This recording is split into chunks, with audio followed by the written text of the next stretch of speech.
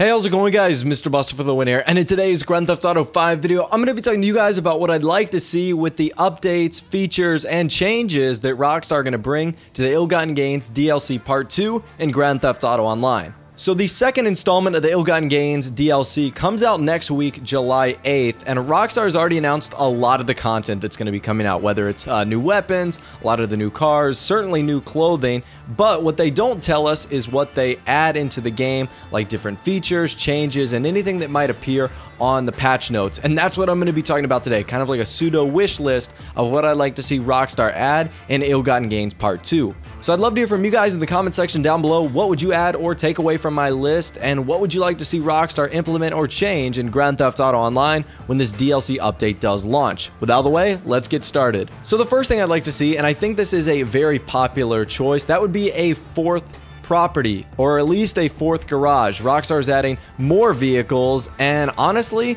I know that I'm running out of space. I'm sure a lot of you guys are as well.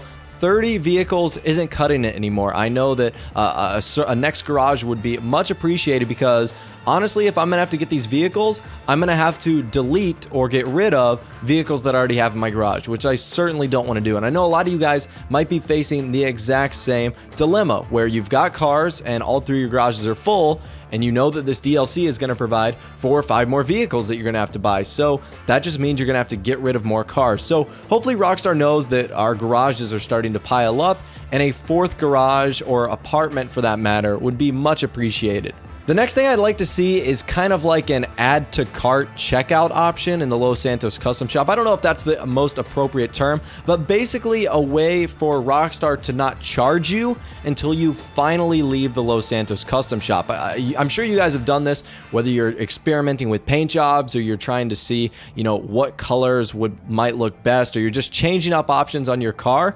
Every time you switch back and forth, you lose money. So I wish there was a way where Rockstar wouldn't charge you for what you do in the Los Santos custom shop until you leave. So when you want to leave, it would say, hey, this is your total because this is what you purchased, and accept payment. And it would be one lump sum that you pay at the end, rather than paying for every little detail every time you switch things up, because I like upgrading my cars a lot. I like changing paint jobs, and that can get kind of pricey. So I wish there was a better way to optimize the Los Santos custom shop by just letting us check out at the end and preventing us from wasting more money than we should. Another thing I'd like to see is a better way to organize our weapons and clothing. That's been a big theme of the Ill-Gotten Gains in both the DLCs. First, clothing. We've actually gotten a ton of it, and weapons. I guess I'll start with clothing. A better way to organize your closet, maybe, because it is just a disaster. There is so many different clothing options that I have, and it's really difficult to go through the ones that I'm interested in. Like, there might be some from some older DLCs that I'll never wear again, but there are some from the newer ones that I like to wear more frequently, and having to go through that in my closet is a real pain. So a better way to organize that would be great. And also for weapons. Funny enough, Rockstar is adding the 2 weapons in the category that I have the most, that being the pistols and the melee. So again, I'd like to, I guess, drop off weapons, or like kind of put them in an armory in my apartment. The heist room has like a nice place where you could put weapons, but we can't even use it. So yeah, I'd like to be able to drop off some weapons, because I honestly don't use 75% of them. So it'd be nice to get rid of them and kind of clean up the weapon wheel, which I think would be a nice addition.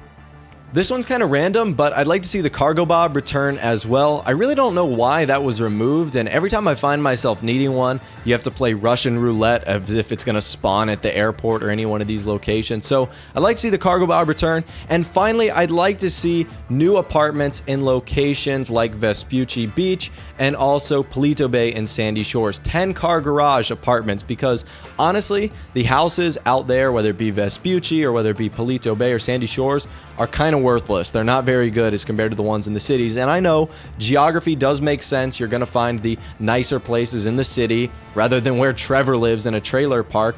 But still, there needs to be some viable locations out there that would make it worthwhile, because sometimes I do stuff out there and it is a pain to have to travel with either one of my vehicles or wanting multiple of my vehicles out there. So yeah, I think some nice apartments out there would work great and would be a nice feature to the game.